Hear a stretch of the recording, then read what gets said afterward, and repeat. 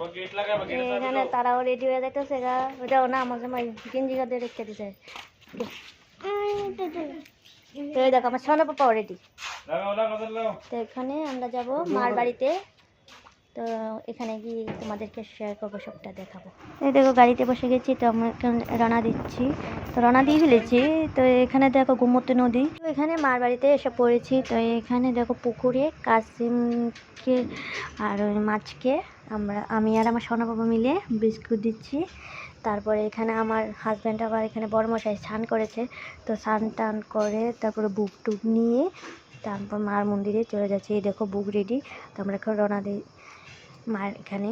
তো এখন মার এখানে যাচ্ছি, প্রচুর ভিড়। তা হয়তো ভাবলাম দেওয়ালির পরের দিন চলে ভিড় হবে না, তো প্রচণ্ড ভিড়। দেখো এখানে আমার হাজব্যান্ড দাঁড়িয়ে আছে, এই দেখো মাকে কি ভিড়, কিন্তু মার মন্দিরটা খুব সুন্দর।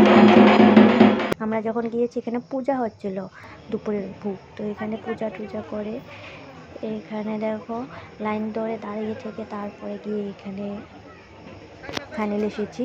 তো তোমাদেরকে মাকেও দেখাবো, জানি না যতটুকু পেরেছি তোমাদের সাথে শেয়ার করেছি। প্রচণ্ড ভিড়, তারপর তোমাদের কাছে শেয়ার করছি। দেখো আমাদের কোনো প্ল্যান ছিল, হঠাৎ করে আমার বড়মাসা প্ল্যান করলো যে মাতা বাড়িতে যাবে, তো এখানে এসে পড়লাম। তো ভিডিওটা যদি ভালো লাগে তাহলে লাইক কমেন্ট অ্যান্ড শেয়ার করে দিও। তো এখন আমরা বাড়িতে রওনা দিচ্ছি, তো এখানে যেতে যেতে একটু খাবার খেয়ে নেব, তারপর খেটে বাড়িতে চলে যাব। তো ভিডিওটা ভালো লাগলে লাইক কমেন্ট অ্যান্ড শেয়ার করে দিও। টাটা।